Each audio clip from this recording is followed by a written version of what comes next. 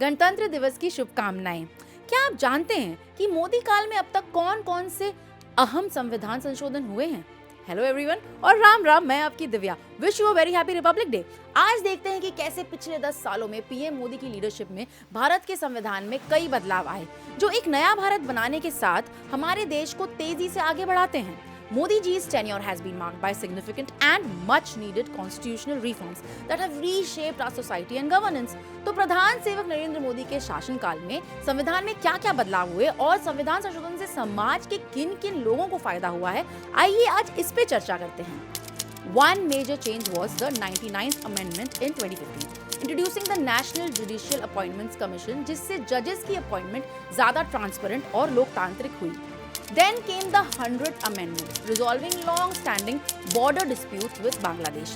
1 अगस्त 2015 को लागू इस कानून से न केवल 41 सालों से पड़ोसी देश बांग्लादेश के साथ चलते आ रहे सीमा विवाद को सुलझाने में मदद मिलेगी, बल्कि अधिनियम बनने के बाद दोनों देशों ने आपसी सहमति से कुछ भूभागों के आदान प्रदान किए हैं।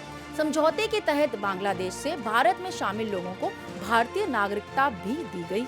भारत और बांग्लादेश के बीच हुए भू सीमा संधि के लिए संविधान में 100वां संशोधन हमारे रिश्ते को और मजबूत करते हैं।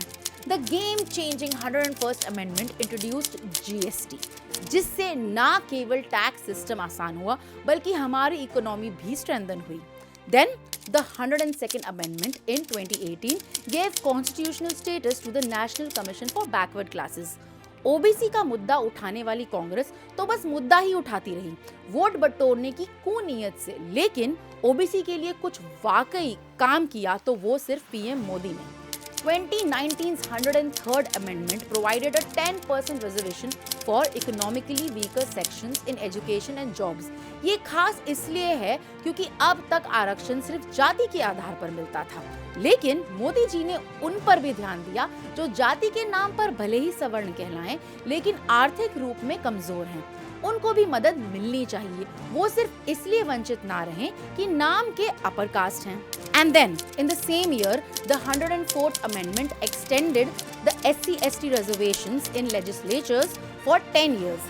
And then again, in 2021, the 105th Amendment empowered the identification of socially and economically backward classes, यानी सामाजिक और आर्थिक रूप से पिछड़े वर्गों की पहचान।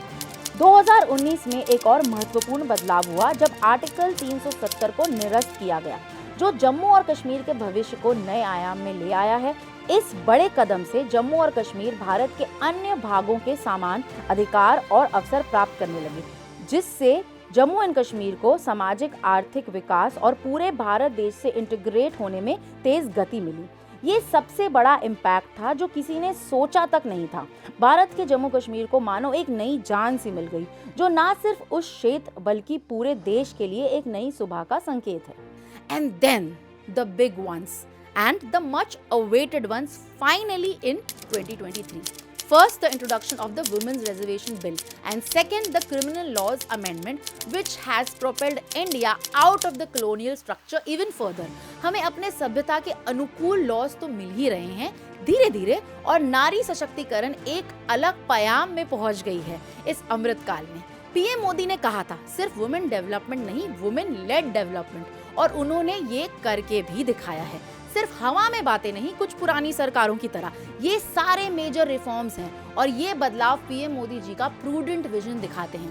प्रूडेंट यानी विवेकपूर्ण, दूर की सोच, बुद्धि और विवेकशीलता द्वारा चिन्हित ऐसा विजन जो भारत के संविधान को कॉलोनियल हैंगओवर से मुक्त करना चाहता है, मेकिंग अस एन आत्मनिर्भर and independent Republic in a true sense, सच्चे भारतीय मूल्यों से जोड़ना।